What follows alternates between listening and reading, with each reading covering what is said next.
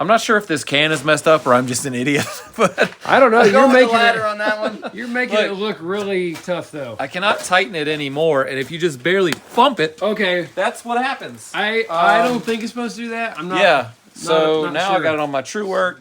It's all over the windows, and I was you're hoping doing a great job for a nice, neat job here.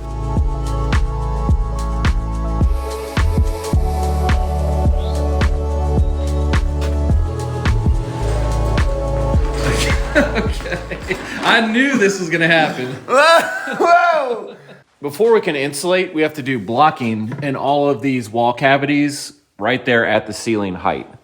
The other option was to do rock wool.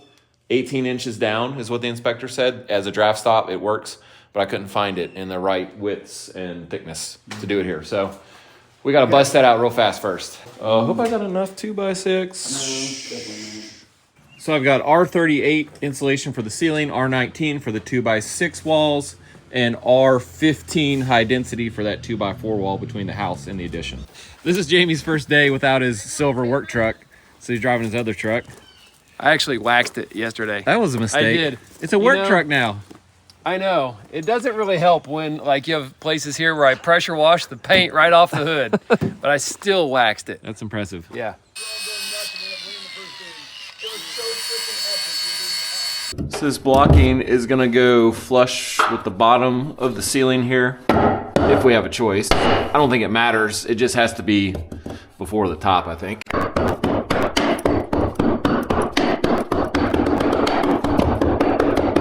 Wow.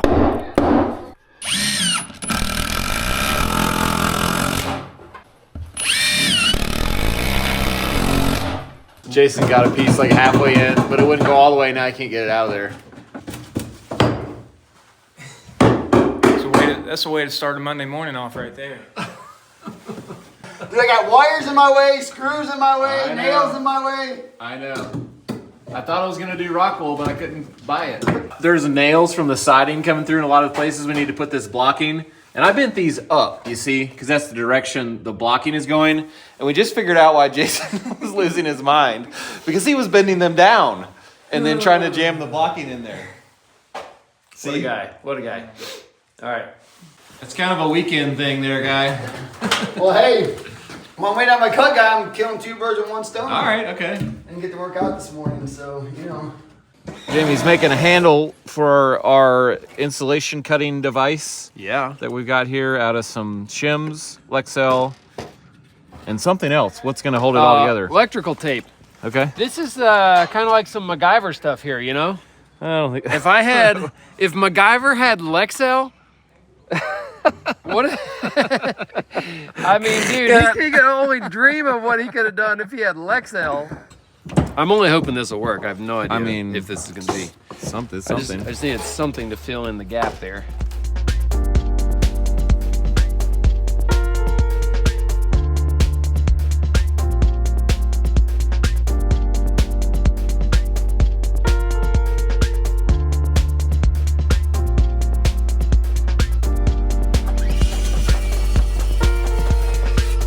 Jamie said he's going to get going on the insulation. This is what you need here, the R19 2x6. I would not carry this whole thing as one piece, though, because I could barely get it moved myself yesterday. You said this is what I need. Yeah, but just one. I would carry one bundle at a time. What is this? No. 23 inches wide. Son of a... Is there another one? 38, 38. Oh, my gosh. Dude. I cannot believe I did that. I'm so ticked that I got the wrong insulation. I literally spent half my afternoon yesterday. I could have been relaxing, getting all this stuff, and I had to make 2 trips to Lowe's because it wouldn't fit all in my truck, so I had to go get the trailer. Oh my gosh. I'm glad you didn't cut it open. It expands to like triple the size as soon as you cut it open. Yeah, no, that would have been a real big hassle.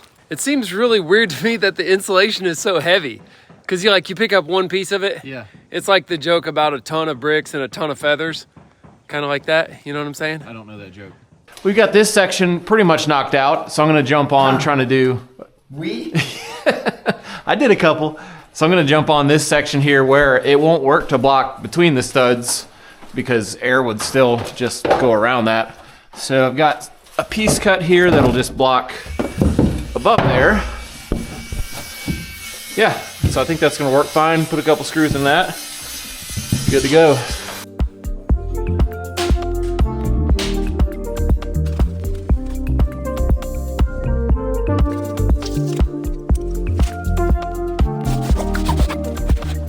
Jamie's getting going with this wall insulation, and what he's doing is cutting it an inch long or so because we want it to fit tight and not have any gaps anywhere. So I think that's a good tip to make sure that the top and bottom are really sealed well. Also, the width of the bat is slightly over the width of the stud base so that it touches tight on the sides. This one is 15 inches wide for a 14.5-inch stud bay.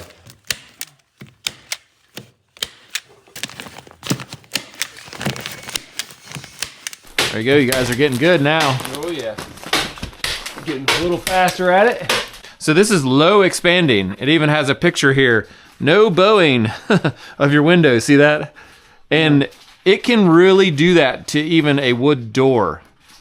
Really, if you use the high expanding type, yes. Wow. Remember, we've done it. So let's just see if we can do this here. Jamie says to start in the back and just push it in as far as you can and then beat it out. Oh yeah, it's filling it all the way. These cans are a little stop and go, I don't know. You shake it? I shook it real good. Yeah, I'm getting that all the way in there. Oh no, it's coming out the cap. Oh gosh. I'm telling you, this is a mess.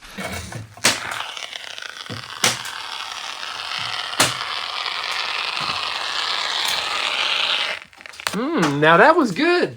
That was better. You laid in a real bead right there. The instructions actually say to hold it like this. We're kind of getting ahead of the inspector a little bit. He has to inspect the wiring, and I want to insulate. So what we're gonna do is actually just cut short pieces that'll go below the wire so we don't cover anything up. And it might even be easier than trying to cut a slot in the back of the insulation and open it up and get it stuffed in there. And I don't then know. jam it around with nails sticking out. Yeah, the nails and all that. So I don't know think what's you're gonna be right. faster, but at least we're getting insulation put in and we're not being held up. Jamie's using this insulation saw that he got from an insulator to cut this, and it works really so nice. good. It's- If you've ever tried to cut through thick insulation with like a utility knife, especially with the paper backing on it, it just wads up the paper backing, and it's not able to cut all the way through unless you press it really tight against something. It's terrible. Yeah, I hate it. I really This think is this just is like good. magic. Wow. Yeah, it really does so Such a nice clean cut. You know what really makes it cut good? It's the burr on this blade. No, actually, there is a little bit of burn over right there from where I kind of sharpened it. Serrated edge. Yeah, well, it sort of is and was. It is pretty sharp. A little less than it was before I grind on it. Before I grind on it. Before I grinded on it.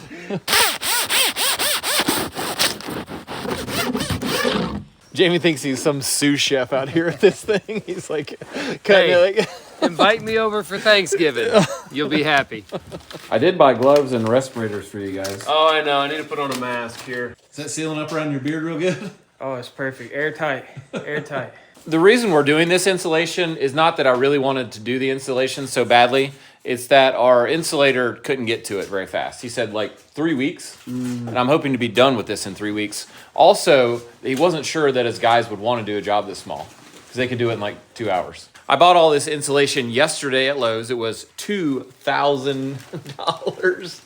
And what's really weird about insulation, though, as opposed to some of the other trades we hire, is that we've priced insulation for jobs before and then priced a guy coming with the material and the labor, and sometimes it's cheaper to have the guy with the material and the labor, which is crazy. It is. I priced it out both ways for my own personal house when I built it, and it was the exact same price. So really, I had no motivation to do it myself.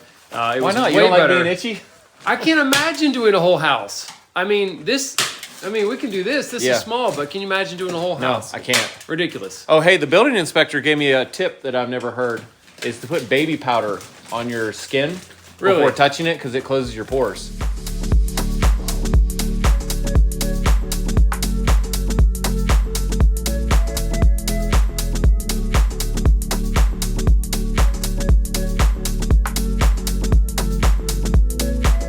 There was a few places where wiring ran through our blocking, like there. There's another one over here.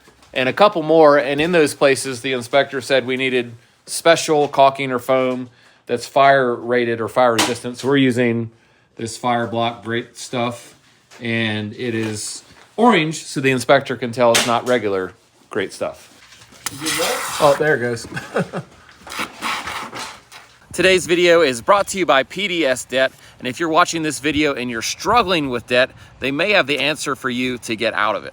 And there is zero judgment here. It is so easy to get into debt, even if you've worked hard and planned and saved. Things come up that cost money. And speaking of unexpected expenses, I just found out I was spending probably $7,500 just a minute ago that I didn't know about at all. I'm just backing my mower down here, mowing for the first time this spring, and my septic leach field lines are like bubbling sewage out of the ground. Oh gosh. And as easy as it is to get into debt, the system's not really set up to get out of debt easy. It can be really, really difficult. So PDS Debt has custom plans for anyone dealing with credit card debt, personal loans, medical bills, or collections. And if you're making payments every month on your debt, but your debt isn't going down, this is the program for you. And anyone with $10,000 or more of eligible debt is qualified, and there's no minimum credit score required. So even if you have bad or fair credit, you can save thousands on interest and fees and pay off your debt in a fraction of the time. They're also a top-rated company on Google and have an A+ rating with the Better Business Bureau, and they care about helping you get out of debt. For my viewers, PDS Debt is offering a free debt analysis, and it only takes 30 seconds. Head over to pdsdebt.com/Perkins to get your free debt assessment today. Thank you, PDS Debt, for sponsoring our video. Make sure to check that out in our video description. There's a link, and let's get back to work. I ended up just hitting a lot of these seams on our blocking here as well, just to tighten everything up, that fire foam. Walls are done, so we're getting going with the ceiling. You can see it's much thicker. It's an R38, which I think is like 12 inches deep. Have most of your heat loss through ceiling. Obviously, heat rises. And it comes in 4-foot pieces, which are easier to handle. And it's still a little bit of a trick. It's still like saggy a little bit. We also have these wire drops, and that's for our canless recessed lights. So those have to stay placed pretty accurately, or else it's gonna look terrible as far as the placement when we install them. Did you see that light? That's a wire? Yeah, that's a light. That's a light? Yeah, it got pushed out for some reason. Oh, I just pushed it through. Quality control.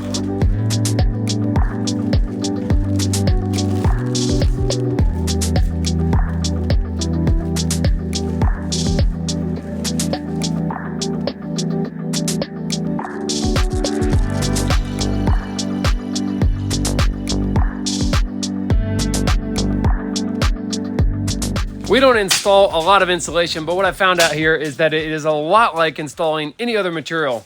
And by that, I mean, it goes fast and pretty easy in places where it's wide open, you don't have any obstacles. But as soon as you get to things like wiring and blocking and outlets and other things you have to measure and cut around and do, I'm gonna even use the word precisely, well, things slow down quite a bit. But that's just the way it is, you know? If you wanna do a good job, anyway. Oh, I may have just got lucky. Oh man, I did this a minute ago. Oh, dude. Come on now. I got it. No, I got it. Oh. Oh, close. Nope. So good. I'm so good at this. Ah!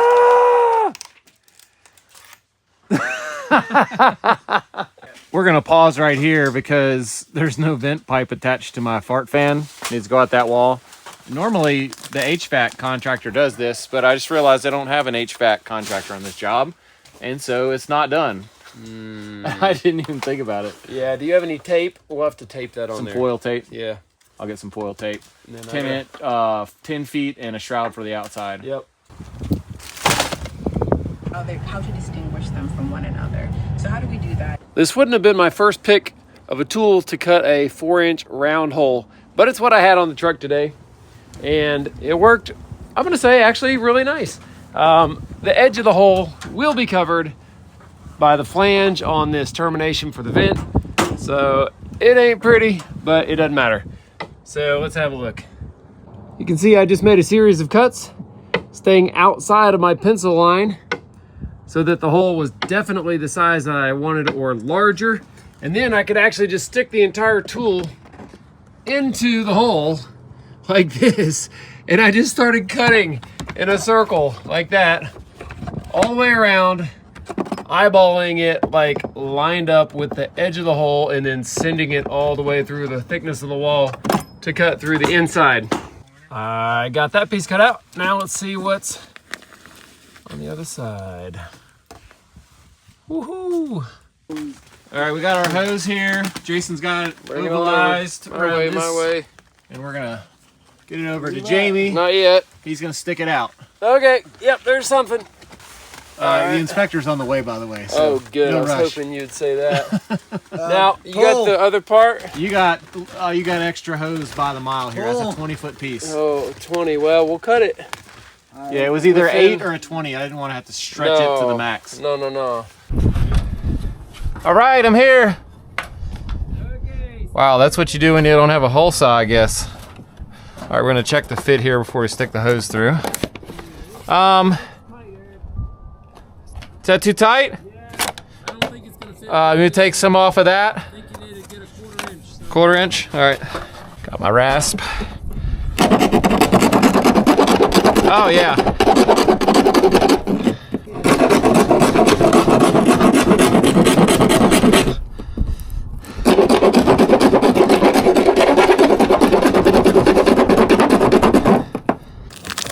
Oh yeah, that's it. Yeah? Nice and easy. Yep. Yep. Tell me when. We've got our insulation done and inspected, so that's great. We're gonna finish the day by getting the gravel in this trench. And one thing the inspector recommended, which I think is a good idea, is to put a sleeve around this pipe where it goes under this wall, so that if we had to at some point jackhammer up the concrete and replace this drain line, we wouldn't have to jackhammer it up under the wall, which would be really difficult. So we're gonna do that with a piece of pipe we found laying around. So Eric told me to cut this pipe in half, so I don't really want to hold it in my hand and try and cut it. So I'm thinking I just put a couple blocks in there that way just to keep it steady, and then I'll just cut it.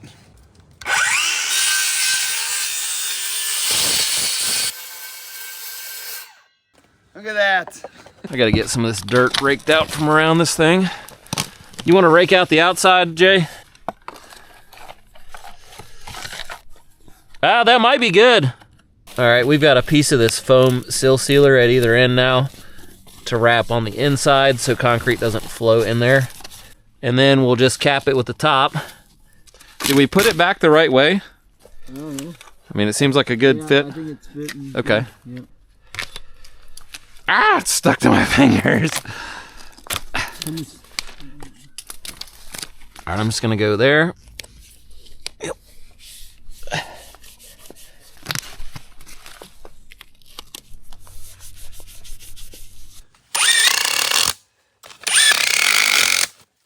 We're also gonna form around this drain line for the tub so that he's got a little room if he needs to shift over and come up. So I think that's a good idea. That was actually the plumber's idea, and Jason remembered, so thank you for that. Well, Aaron told me if I didn't, he was going to yell at you. Okay, so I'm gonna just like toe screw like that, I think.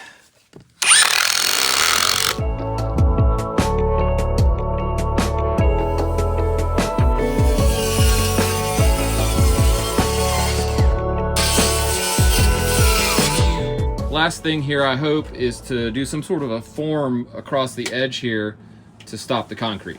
We got our form board here and we're gonna test it out, but this is gonna be kind of a crude looking edge here. Luckily it's back here where you can't see it from anywhere, so I don't care too much.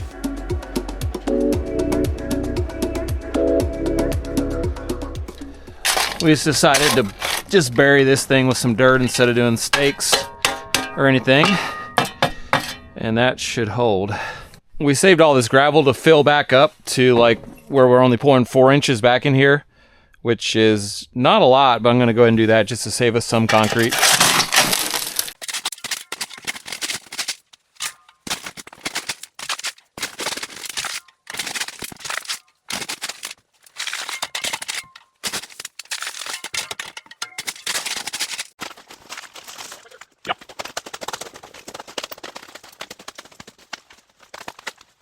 Before we embed this copper flashing, I went ahead and wrapped it in zip tape, and that's so that the concrete doesn't corrode it. The rest of this stuff was embedded in Lexel when we cut it in here, and since we can't really do that, I'm just doing the zip tape. Hopefully that'll keep it protected. It's pretty late, but we're hustling trying to get this done so we can do the floor leveling tomorrow. I don't think we should put that on the wet concrete. Not really sure, but I'm just thinking it'd be better if this was cured.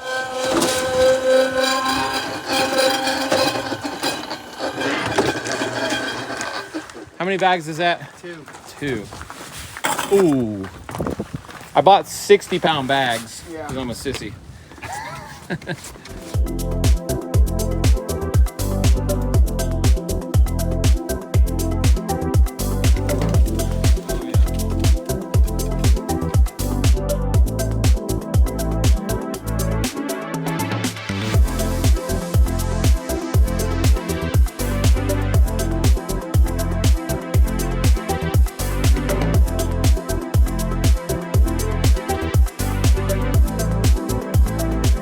Concrete's in the hole, and I even added some little rocks there. It may have made it look worse, actually, but it's back here in the back where it doesn't matter, so I just thought I'd go for it. I'm gonna fill that in, we'll call it a day, and that was a great day. Got all the insulation done, inspections, got our vent hose run, and the concrete poured back in the hole. We'll be back tomorrow for floor leveling, painting, maybe floor sealing, a bunch of other stuff. Thanks for building with us.